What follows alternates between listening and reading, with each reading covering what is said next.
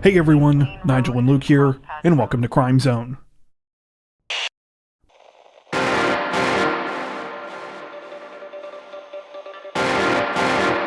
This week, authorities in Chandler, Arizona announced that they had arrested a 54-year-old suspect that they had nicknamed the Wedding Crasher Bandit after he was accused of posing as a guest at multiple weddings to steal thousands of dollars of gifts from newlyweds. According to reports, the whole thing began in April when Chandler police began investigating 2 thefts that had taken place at wedding receptions in the local area. In each of the cases, someone had stolen the wedding card box meant for the newlyweds, both of which contained anywhere from $3,000 to $6,000. As police dug a little further, they reportedly heard about a third incident that had taken place in the nearby Pinal County. In that case, a 54-year-old former police officer named Landon Earl Rankin had been arrested. When investigators reviewed surveillance footage taken from the 2 April weddings, they were able to identify Rankin as the suspect they were looking for. He had been caught on video leaving the venues with the wedding card boxes, dressed in a button-down shirt and slacks that he had worn to blend in with other guests. Rankin was arrested on May 4th and charged with 2 counts of burglary as well as drug charges because he was found in possession of fentanyl and amphetamine. Following his arrest, he allegedly tried to tell police that he had crashed the weddings because he was going through a divorce and simply wanted to hear the wedding vows. However, police now say that they have connected the alleged Wedding Crasher Bandit to as many as 11 similar crimes.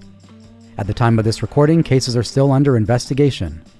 According to reports, Rankin worked as an officer with the Pinal County Sheriff's Office for 21 years before retiring in 2015.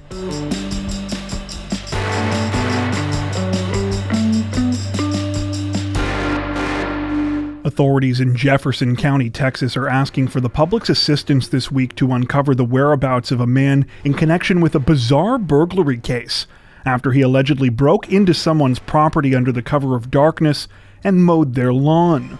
According to reports, the strange incident unfolded on the night of April 1st when a homeowner in the city of Port Arthur called local police to report that an unknown person was cutting grass at their residence. It's unclear if the homeowner was at the property at the time, but what we do know is that the suspect was caught on multiple surveillance cameras that were filming the back and front of the house. In the footage, a man can be seen grabbing a gas-powered lawnmower from somewhere near the back of the property before filling its tank up with gasoline. After that, the man proceeds to mow the backyard before continuing his illicit yard work on the grass at the front of the house. When police arrived at the scene to question the man, he took off running, pulling the lawnmower behind him for a short distance before ditching it in an alley and continuing his escape. After that, he managed to get away. Despite successfully evading police, authorities subsequently identified the suspect as a man named Marcus Renard Hubbard. According to reports, Hubbard is now wanted for burglary of a building, and police are now asking anyone with information concerning his whereabouts to reach out to Port Arthur police. Unfortunately, no additional information is available about why Hubbard allegedly broke into the homeowner's property, or if he had any plans beyond simply mowing the person's lawn.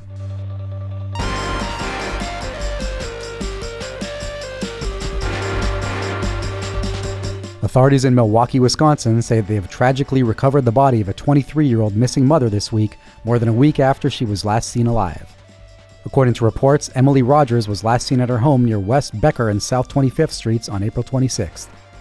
The 23-year-old Texas native had only moved to Milwaukee earlier this year with her boyfriend and 1-year-old daughter.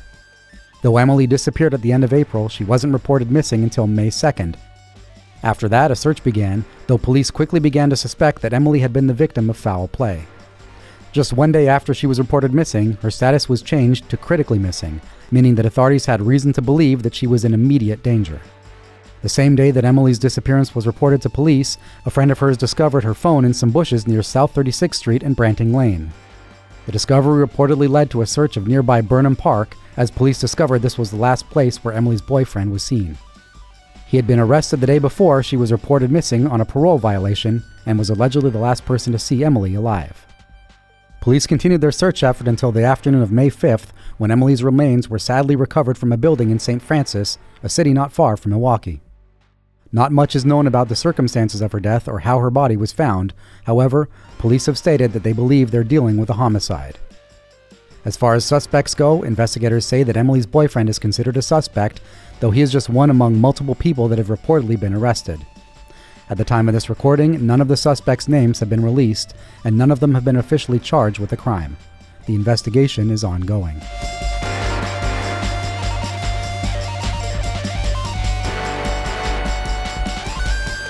Authorities in Covington County, Alabama say that a former police chief is in custody and facing charges this week after he allegedly impersonated an officer in order to weasel his way out of a speeding ticket.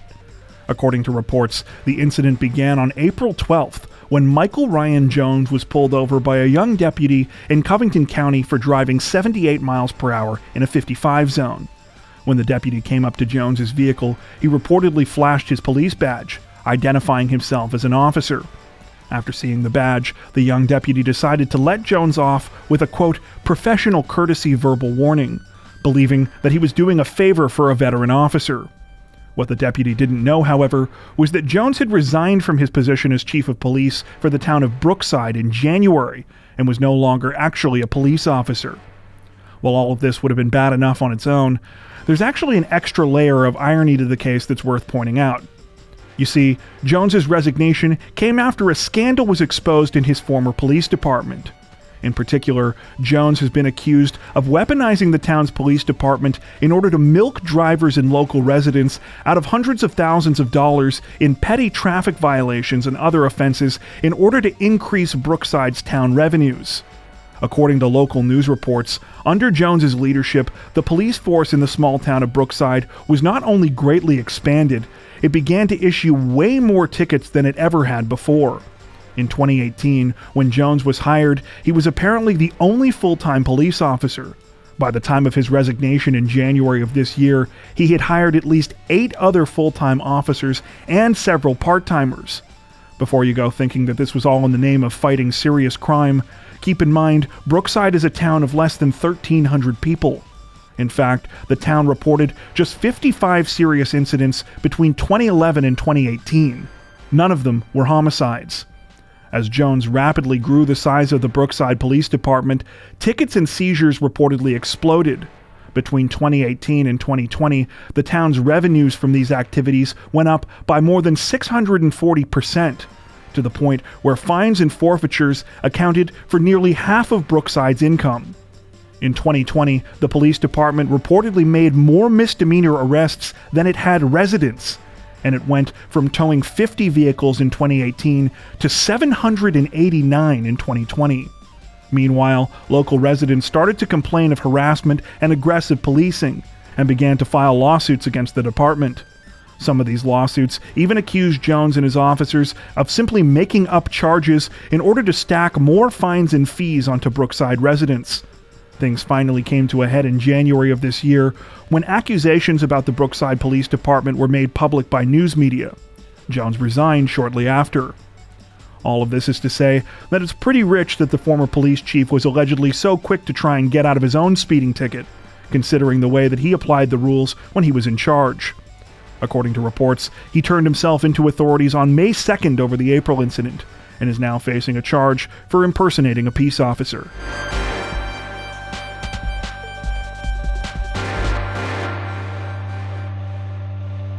Authorities in Seattle, Washington say that a would-be burglar landed himself in serious legal trouble as well as in the hospital this week after he accidentally shot himself in the head while fleeing the scene of a crime. According to reports, the incident began at around 7 a.m. on May 4th when a homeowner on the 8200 block of Mary Avenue Northwest in North Seattle heard suspicious sounds coming from his garage. When the homeowner went to investigate, he came face to face with a masked intruder who immediately turned and ran. The homeowner grabbed a broom and began to run after the suspect, chasing him until they arrived at a van in a nearby parking lot. As the suspect was getting in, he pulled out a gun, pointed at the homeowner, and told him to get back. Upon seeing the weapon, the homeowner immediately turned around and started to run away, only to hear a gunshot moments later. Then he heard the sounds of the suspect's van speeding off. When the homeowner returned to the residence, he called 911 to report the break-in. Police soon arrived at the scene and got a description of the suspect before beginning an investigation. A short time later, the officers received a call about a man who had arrived at a local hospital with a gunshot wound to his head. When they went to investigate, to their surprise, the man was a match to the description of the suspect they had just received while looking into the attempted burglary. Upon further investigation, police also learned that the van the man had been driving when he showed up to the hospital was stolen. While it's not exactly clear how the suspect ended up with the gunshot wound to his head, authorities now say that they believe the man shot himself accidentally as he was getting into the stolen van while trying to flee the scene of the botched burglary. He's now facing several charges, including burglary, felony harassment, possession of a stolen vehicle, and unlawful possession of a firearm. Police say that after the man receives treatment for his injuries, he will be taken to the King County Jail. At the time of this recording, the suspect's name has not been released.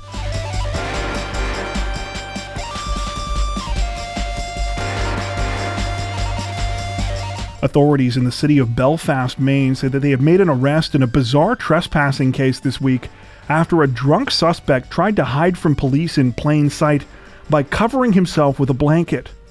According to reports, the incident began at around 9:30 p.m. on May 1st, when police were called to the Admiral Ocean Inn with a report of a disturbance caused by a drunken man. When they arrived at the scene, they identified the man as Philip Delude and learned that he had been bothering guests at the inn. Delude was escorted off of the property by police and was informed that if he returned, he would be placed under arrest. It seemed like that was the end of the incident until about 3 hours later, when officers were conducting a sweep of the inn's parking lot to make sure that everything was okay, and spotted something strange outside of one of the rooms. It turned out to be Delude, who was sitting on a chair. Despite being in plain sight, he had thrown a blanket over himself as if to hide the fact that he was there. Understandably, Delude's laughable attempt to conceal himself did not work on the officers, and he was placed under arrest for criminal trespass and violation of bail conditions. In a subsequent Facebook post about the incident, the police wrote, quote, "Here at Belfast Police Department, we have seen some crafty ways of hiding from the police. This, unfortunately, is not one of them." Underneath the post, multiple users joked about Delude's childlike choice of hiding place, with some saying that the whole thing seemed like something out of an episode of Scooby-Doo. Another user replied, "He almost got away with it."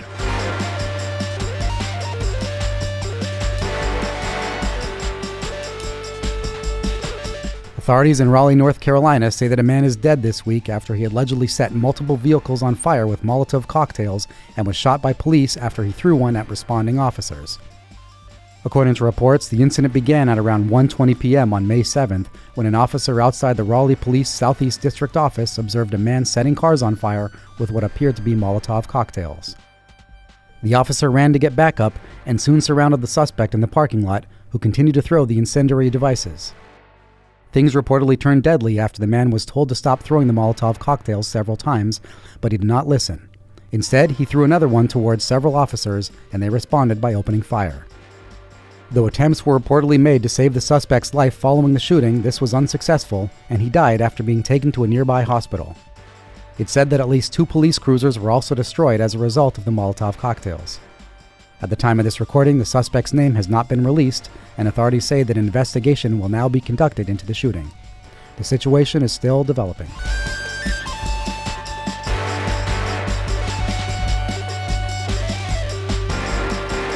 Authorities in Santa Ana, California say that they have made an arrest in the 26-year-old cold case murder of a 22-year-old man this week after his then-girlfriend was implicated in the crime. According to reports, the case began all the way back on the morning of January 4th, 1996, when police in Santa Ana received a call at around 3 a.m. about an alleged attack at an apartment building on the 2200 block of North Broadway Street. Officers arrived to find 22-year-old Christopher Hervey, who had been stabbed numerous times and was unresponsive. He would later die as a result of his injuries. Also present at the time of the alleged attack was Christopher's girlfriend Jade Benning, who was able to give police most of the few clues that they had to go on. She claimed that a male intruder had broken into their apartment and that Christopher had been stabbed during the struggle with the attacker. No weapon was found at the scene, and at least one witness recalled seeing someone running from the apartment at the time. However, other neighbors said that they had heard a loud argument inside the apartment around that same time for about 15 minutes. Despite working diligently on the case, police were unable to solve Christopher's murder back in 1996, and eventually the case went cold. It would stay that way for more than 20 years, until investigators received an anonymous letter containing information about the murder in January of 2020. The information implicated Jade Benning in the crime. After a little more than 2 years of additional investigation that included new forensic testing, authorities say that they now have enough evidence to move forward with charges against Benning, and on May 3rd, she was arrested at her home near Austin, Texas. She is now awaiting extradition to California, where she will reportedly be held on $1 million bail. At the time of this recording, it's unclear exactly what evidence police have against Benning or what the alleged motive was behind the 1996 crime. The situation is still developing. That's it for this edition of Crimes of the Week. If you enjoyed our video, don't forget to like and subscribe to Crime Zone for more true crime content like this, making sure to hit the notification bell to stay up to date with our latest releases. Thank you for watching.